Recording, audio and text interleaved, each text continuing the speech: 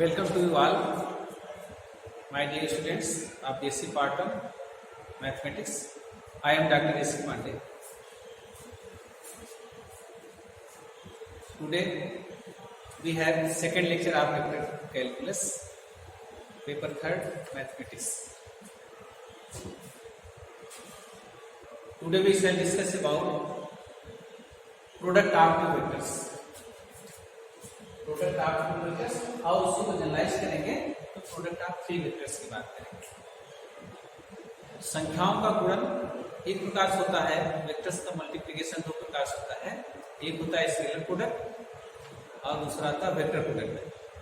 जब दो वेक्टर का स्केलर प्रोडक्ट करते हैं तो डॉट प्रोडक्ट कहते हैं और उसमें रिजल्ट क्या आता है, स्केलर क्वांटिटी आती है। और जब दो वेक्टर का वेक्टर प्रोडक्ट करते हैं या क्रॉस प्रोडक्ट करते हैं तो उसमें जो रिजल्ट आता है वो वेक्टर क्वांटिटी आती है। तो उनके डिफिनेशन में ही अंतर है, उस हिसाब से उसका एप्लीकेशन है।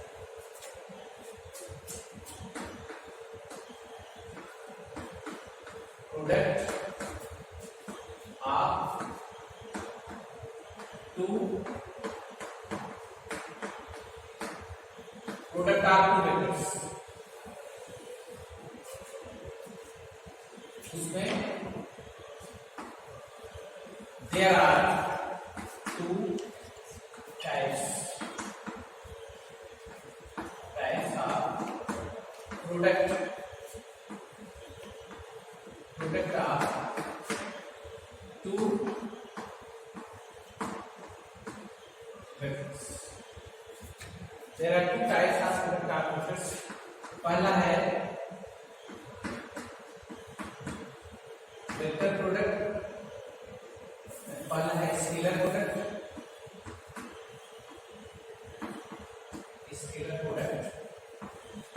और डॉट प्रोडक्ट। स्केलर प्रोडक्ट या dot product. Let vector A and vector B are two non zero vectors. Vectors at angle theta, then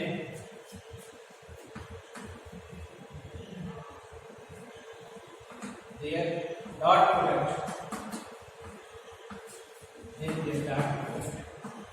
is defined as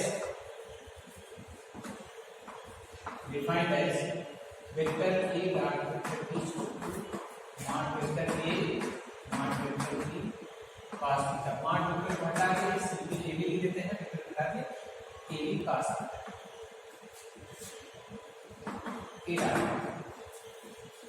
यानी फिगर में देखें तो आपका वेक्टर बी है, इधर की तरफ का वेक्टर ए है, एंड इसका एंगल थीटा है।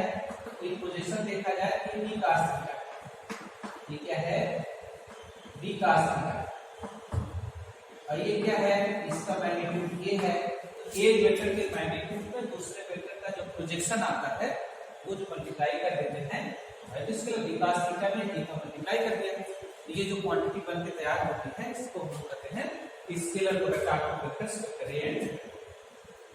और इसको उल्टा भी कर सकते हैं, अगर ए का बी के पोजीशन ले लें तो ए cos थीटा हो जाएगा और उसको बी के मैग्नीट्यूड से मल्टीप्लाई कर दें तो सेम क्वांटिटी आएगी।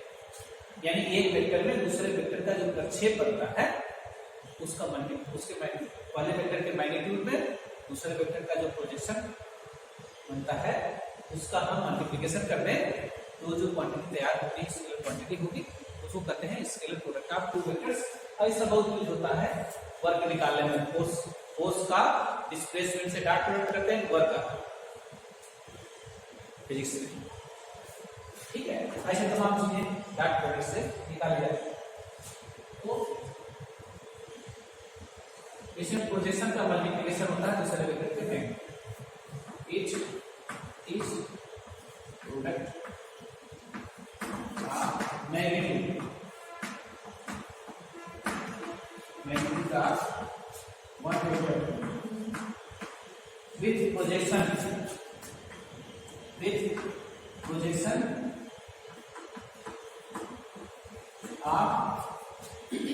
of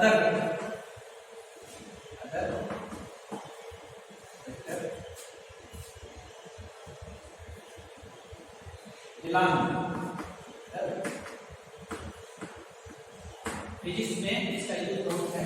अच्छा, इंपॉर्टेंट बात इसमें क्या है कि अगर थीटा 90 डिग्री है, दो वेक्टर से अगर परपेंडिकुलर है, cos 90 0 यानी a डॉट बराबर 0। This is known as condition of being perpendicular. इसको यूज करेंगे हम लोग स्ट्रेट लाइन प्लेन का इक्वेशन निकालेंगे वेक्टर फॉर्म में, उसको कहते हैं condition of being perpendicular.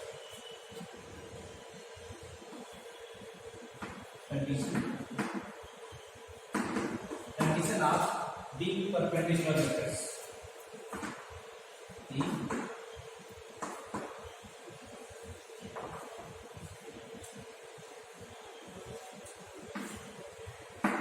perpendicular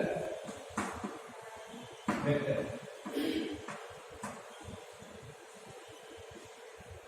let that two non-zero vectors vector A and vector B are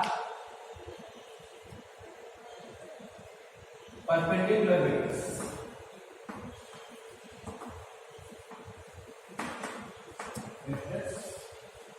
If and only vector A dot zero vector में डायरेक्शन का sense नहीं होता है, इसलिए नॉन जीरो वेक्टर से राइट में जीरो वेक्टर में direction का हिसाब नहीं, तो उसमें थीटा नहीं होता, इस वजह से नॉन जीरो वेक्टर है। और उस तरह देखा जाए तो जीरो वेक्टर सभी के परपेंडिकुलर हो जाएगा, ये जीरो वेक्टर खुद के भी परपेंडिकुलर हो जाएगा। तो परपेंडिकुलर का सेंस नॉन जीरो वेक्टर्स में होता है। जीरो वेक्टर्स को अलग से हम अच्छे डॉट प्रोडक्ट में जीरो डिफाइन करेंगे तो नल जीरो आ जाएगा, उसमें थीटा का कोएफिशिएंट नहीं, लेकिन एक मैग्नीट्यूड जीरो है। नॉन जीरो का डिफाइन होगा कि जीरो वेक्टर का भी डॉट प्रोडक्ट डिफाइन होता है, वैसे नहीं डिफाइन, लेकिन उसका रिजल्ट जो आएगा वो जीरो आएगा। ठीक है, डॉट प्रोडक्ट। और इसको भी बहुत ध्यान देने का है, इसको कहते हैं condition of being perpendicular.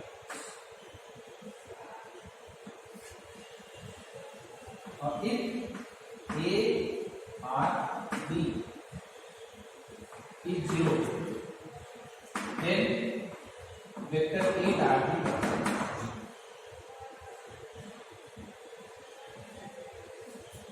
Condition of being perpendicular. अब दूसरी बात हम लोग डिफाइन कर ले चले हैं cross product of two vectors.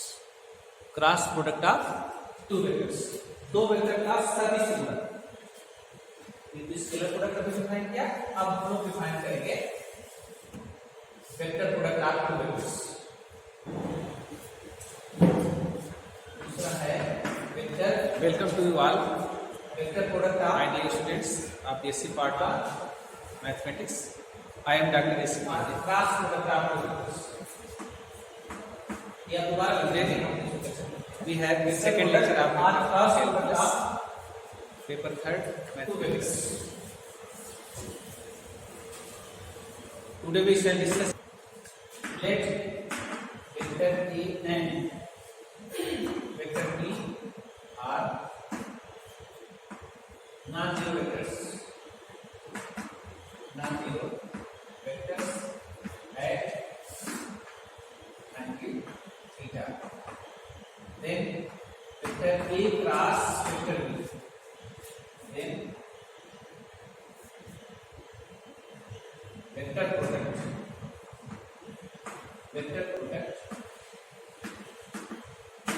A cross B is equal to mod vector A mod vector B sin theta n, where n is unit normal vector to plane continue. Then vectors vector A and vector B, and n is determined in the sense of right hand screw, right hand system में N कहते हैं। किसी plane के दो perpendicular होते हैं, बदलो सबका नीचे होता है तो कौन वाला लेना है, तो उसको डिटरमाइन करने के लिए राइट हैंड स्क्रू के गाड़ी देते हैं। वेक्टर ए से बी की तरफ आप उसको घुमाएंगे तो जिधर मूव करेगा उधर की डायरेक्शन में हम यूनिट नॉर्मल वेक्टर लेंगे। एक क्रॉस बीच और हम लोग बात कर रहे थे कि इसमें जो जो वेक्टर्स आपके हैं वेक्टर ए और बी नॉन जीरो वेक्टर्स है और उनके बीच का एंगल थीटा है। तो जो ए क्रॉस बी डिफाइंड है, cross product of two vector तीसरी वेक्टर, अब उस वेक्टर की डायरेक्शन क्या होगी, n कैप यानी एक ऐसा वेक्टर है जो जिस प्लेन में वेक्टर ए और वेक्टर बी लाई करता है उसके परपेंडिकुलर डायरेक्शन में एक क्रॉस बी होता है। n कैप एक यूनिट नॉर्मल वेक्टर। अब किसी प्लेन में दो परपेंडिकुलर होता है, एक आउटवर्ड होता है एक इनवर्ड होता है, तो कैसे देखेंगे कौन वाला है, तो ए से बी की तरफ इसको मूव किया जाए तो जिधर की तरफ वो रोटेट होने पर जिधर आगे मूव करेगा उधर जो है n कैप उधर की तरफ डिटरमाइन करते हैं। ठीक है, तो वेक्टर ए का मैग्नीट्यूड वेक्टर बी के मैग्नीट्यूड और ए और बी के बीच एंगल का साइन को गुणा करते हैं और जो क्वांटिटी है उसका उसमें n कैप वो मैग्नीट्यूड हुआ वेक्टर का जनरल वेक्टर का n कैप।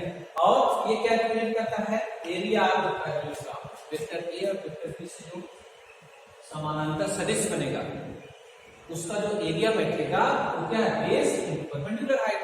और परपेंडिकुलर हाइट क्या है, sin थीटा बराबर परपेंडिकुलर पर हाइपोटेन्यूज, उसी से b sin थीटा में a का गुणा करेंगे तो एरिया आएगा। तो इतनी एरिया के बराबर का मैग्नीट्यूड का हम एक वेक्टर n कैप के नाम तैयार करें जो हमारे क्या है a क्रॉस b का डायरेक्शन।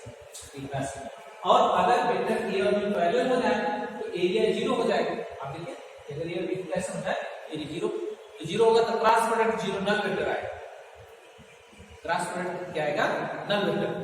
और जब क्रॉस प्रोडक्ट नल वेक्टर आएगा तो उसको हम लोग क्या करते हैं, क्रॉस प्रोडक्ट अगर नल वेक्टर आया तो उसको हम लोग कहेंगे कि ये हमारा क्या है, vector parallel vector. Parallel vector के लिए क्रॉस प्रोडक्ट क्या है, 0। इसको करते हैं condition of being parallel vectors, समानांतर सदिश होने की शर्त। और जब हम स्ट्रेट लाइन और प्लेन की स्टैटिक वेक्टर के माध्यम से करेंगे तो उसमें हम क्रॉस प्रोडक्ट और डॉट प्रोडक्ट दोनों का वेक्टर यूज करेंगे। तो उसमें आपको नक्शे थोड़े से अच्छे से क्लियर होना चाहिए रहेगा। और क्रॉस प्रोडक्ट जैसे मैग्नेटिक फोर्स में क्रॉस प्रोडक्ट डिफाइन करते हैं तो उसमें क्रॉस प्रोडक्ट से फोर्स डिफाइन करते हैं। और जब वर्क निकालते हैं जिस वर्क निकालते हैं work equal to F dot R, force का डिस्प्लेसमेंट से डॉट प्रोडक्ट वर्क निकलता है, dot product of force with displacement